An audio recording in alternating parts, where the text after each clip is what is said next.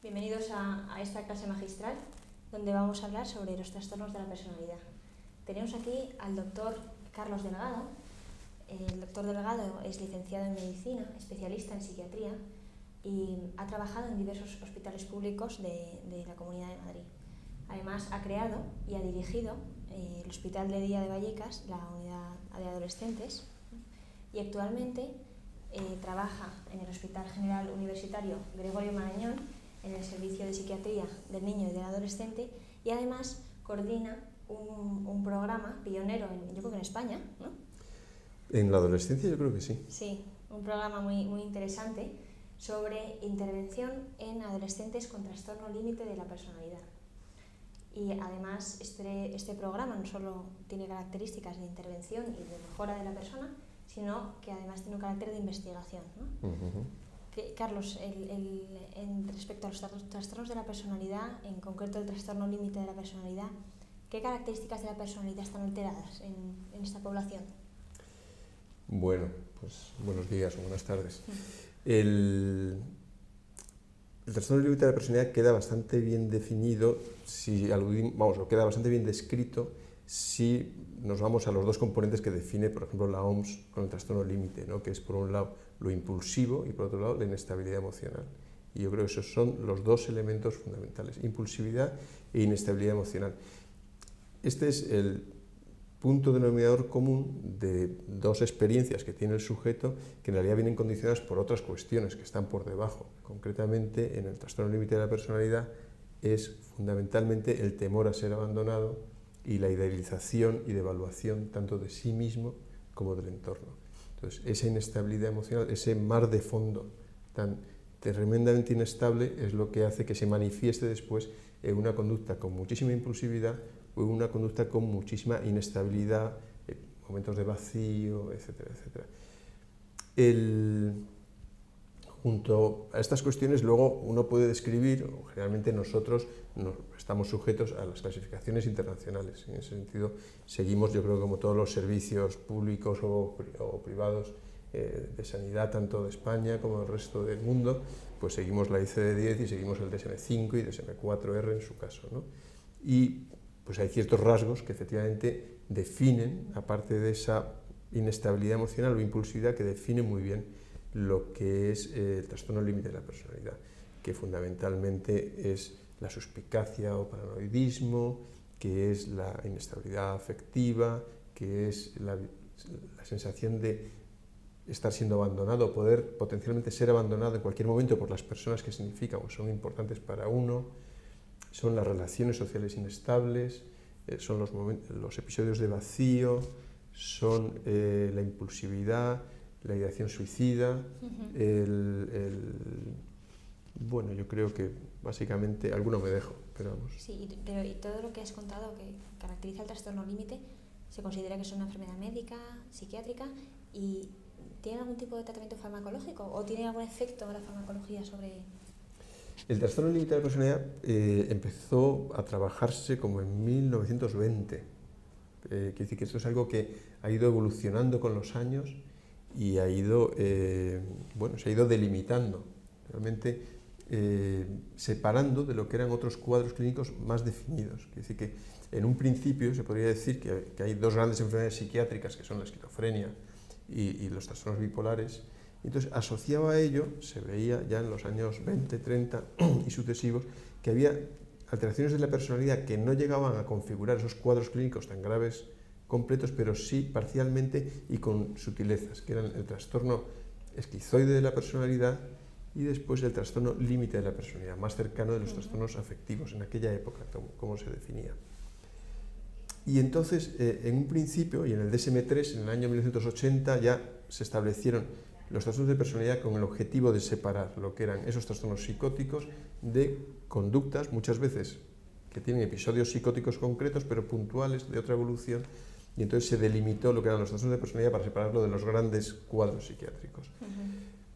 Al hilo de eso, pues desde luego se han ido estudiando y en los últimos 30 años han sido motivo de investigación a todos los niveles, primero con adultos y ahora ya realmente, como es el caso del programa que aquí hacemos, cogiendo a la población adolescente, porque estos trastornos generalmente debutan o tienen su inicio clínico en torno a la adolescencia.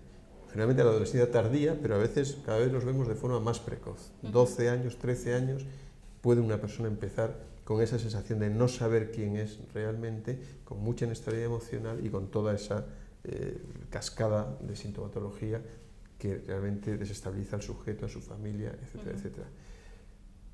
Dentro de todo eso, algo que les caracteriza es que, aunque son trastornos psiquiátricos, o al menos están en las clasificaciones psiquiátricas de enfermedad, no tienen un tratamiento farmacológico, digamos, que sea significativo. Es decir, la Asociación Psiquiátrica Americana dice claramente en su guía clínica de trastornos de personalidad que el tratamiento indicado es la psicoterapia. No especifica ahí, bueno, especifica que realmente hay unas 8 escuelas potentes en el mundo, ¿no? Unas psicoanalíticas, otras más conductistas o cognitivas. Bueno, hay como varios niveles de tratamiento. Cada una está intentando demostrar su propia validez y su propio, y su propia justificar, digamos, su corriente teórica. ¿Y la farmacología cómo queda? Pues queda como un tratamiento de alguna sintomatología que en un momento dado puede ser muy crítica para esa persona, intentar superarlo, pero para momentos puntuales. Realmente a veces la medicación, a veces hay que tener cuidado, o sea, a veces es de mucha ayuda para momentos puntuales, pero a veces también es un problema. Son pacientes muy impulsivos, con frecuencia pueden realizar intentos de suicidio o autoagresiones, entonces esa misma medicación que puede ser potencialmente una ayuda, a veces es con lo que se intentan suicidar, con lo cual realmente es muy delicado. Claro. Yo muchas veces a mis pacientes les digo que todavía no les ha llegado el momento de beneficiarse de una medicación para ser tratados, porque todavía no tienen la estabilidad necesaria como para estar seguros de que no se van a intentar autoagredir con ello, ¿no? Por ejemplo. Claro. Pero vamos, en momentos críticos o puntuales sí puede beneficiarse de ello, pero no como se beneficia un trastorno bipolar del litio o un esquizofrénico generalmente de un tratamiento antipsicótico. Y este programa, dentro del tratamiento, el programa pionero que habéis establecido aquí en este servicio, ¿cuál fue la idea y cómo se desarrolla? ¿Cómo está evolucionando? Porque es interesantísimo. Pues la verdad es que cuando uno va cumpliendo años, ¿no? Pues va aprendiendo y cogiendo de todas partes de donde ha estado, ¿no? Y entonces Atrapa, que es como se llama, bueno, el nombre que le hemos dado, Atrapa es el acrónimo de Acciones para el Tratamiento de la Personalidad en la Adolescencia. Bueno, está clavado el título. Sí. Y a la vez, bueno, como son los acrónimos, pues se intenta que sea a la vez significa algo, ¿no? Que es lo inaprensibles que muchas veces son estos pacientes para que se queden en terapia. De hecho, el abandono del tratamiento es un elemento fundamental, ¿no? Depende de los estudios, pero está en torno entre un 30 y un 60% según las series de cada uno en cualquier lugar del mundo. Quiere decir que en ese sentido no son personas que deseen ser tratadas con frecuencia, aunque el nivel de sufrimiento es altísimo. Y a veces desean ser tratados, pero a las 2 semanas se desinflan, con lo cual Atrapa, de ahí viene el nombre. Bueno, a mí siempre me ha interesado la personalidad, eso desde que hice la carrera y la residencia. Y dentro de eso, al principio, pues traté pacientes adultos y cada vez, pues como tantos y tantos clínicos, fui pensando en sentirme, cómo me podía sentir más útil, ¿no? Y es coger las cosas según nacen o antes de que empiecen, por así decirlo. Cuando uno trata a adultos con trastornos de personalidad, lo que uno ve son biografías devastadas. Es como si ha pasado el tsunami y entonces la persona ya tiene una estabilidad familiar, ni tiene una estabilidad laboral o académica, con frecuencia se siente tan mal consigo mismo, a veces está enfermo físicamente porque está metido en el mundo de las drogas o tiene trastornos de alimentación severísimos y sobre todo con un nivel de sufrimiento altísimo. Que hablamos de una patología que tiene un nivel de suicidio en torno al 10%, que es la misma, es un porcentaje algo más alto que los depresivos de suicidio. Quiere decir que hablamos de una patología, trastorno mental grave, que eso es fundamental porque hoy en día las clasificaciones se dividen en lo que es trastorno mental grave, que son esas que he dicho antes, alguna más, y el trastorno límite, y otros que no son, que son graves, importantes, pero no es trastorno mental grave, ¿no? Con lo cual, a la hora de medir los recursos económicos también hay que saber dónde tienen que ir, ¿no? Entonces hablamos de patología suicida, potencialmente suicida, y que el suicidio es un hecho. No hablamos ya de gestos e intentos de suicidio, que eso ya es innumerable, ¿no? Entonces, bueno, pues cada vez, al principio tratando con adultos, después cada vez más jóvenes, y así fui entrando en el tema de la adolescencia y el tema de la personalidad en la adolescencia. Es verdad que esto nos mete en un terreno un poco pantanoso, porque no todo el que tiene trastorno en sus emociones en la adolescencia va a hacer un trastorno de personalidad, y menos un trastorno límite de la personalidad. Por así decirlo de forma breve, todos los trastornos límite tienen alteración de las emociones, pero no todos los que tienen trastorno de las emociones tienen trastorno límite o van a tener trastorno límite. Entonces a veces es difícil discriminar quiénes sí y quiénes no. No están muy claros los marcadores de quiénes sí y quiénes no van a evolucionar de un lado u otro.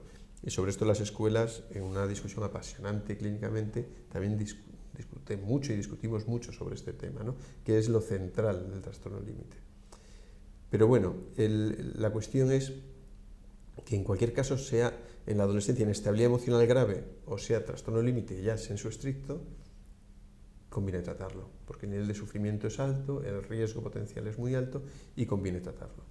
Y en ese sentido hemos ido desarrollando al principio por vía,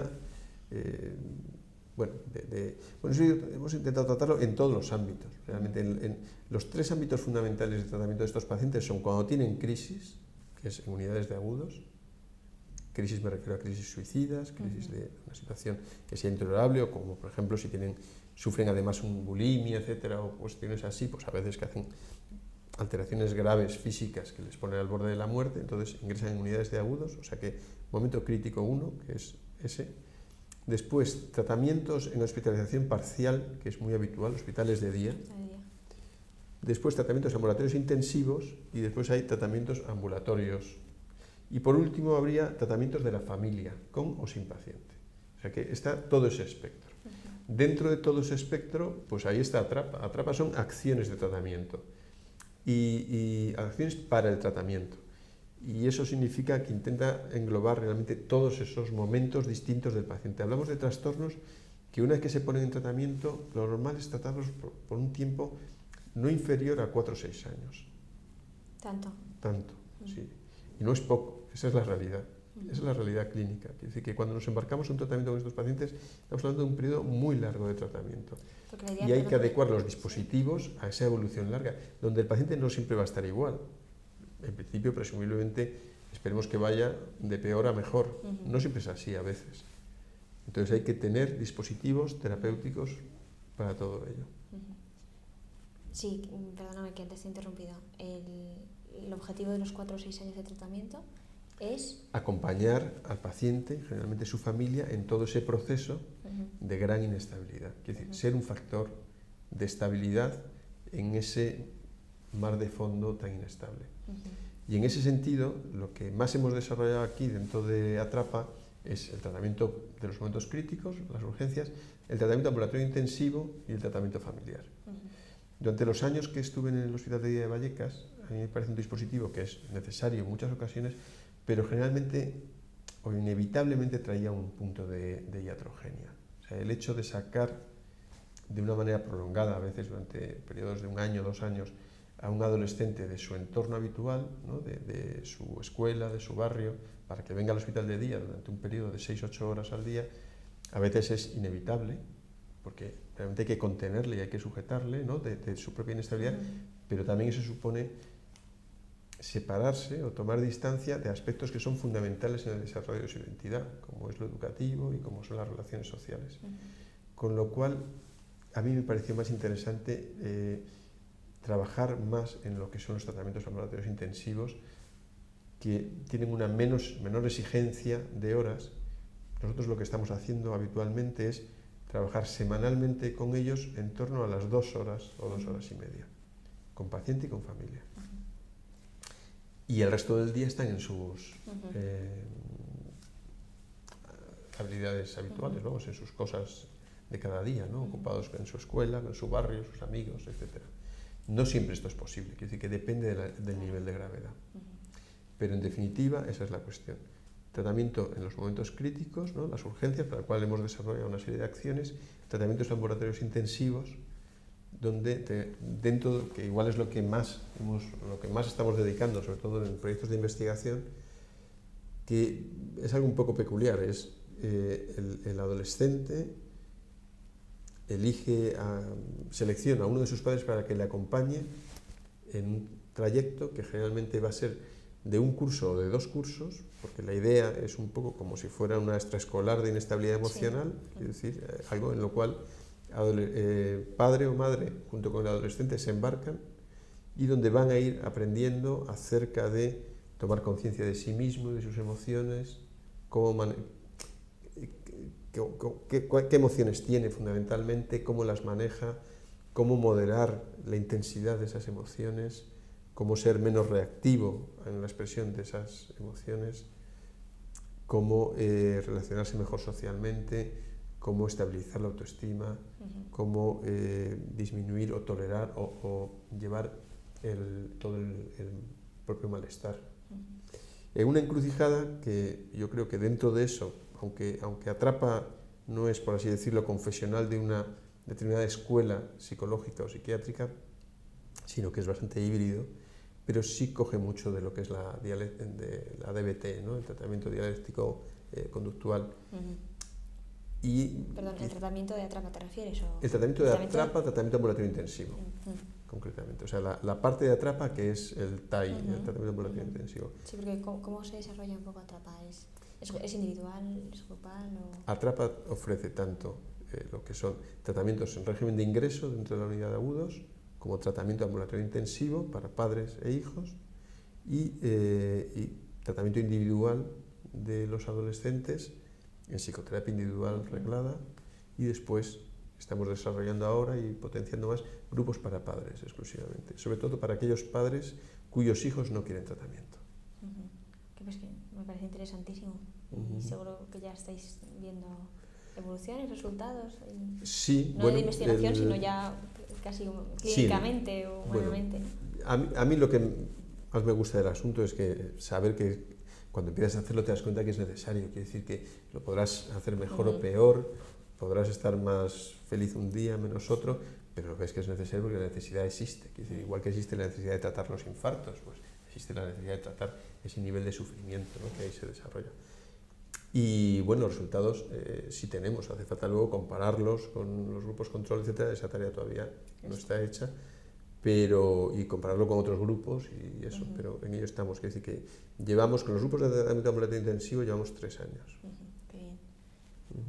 Pues me parece interesantísimo. Y pues muchas felicidades también por el poner en marcha este programa, que yo creo que va a ayudar a muchas personas y también va a colaborar en la investigación. Pues muchísimas gracias, Carlos. Muy bien, pues aquí estamos. Sí, pues ya hemos terminado esta clase magistral. Gracias al doctor Delgado por hacernos partícipe de este programa pionero en personalidad.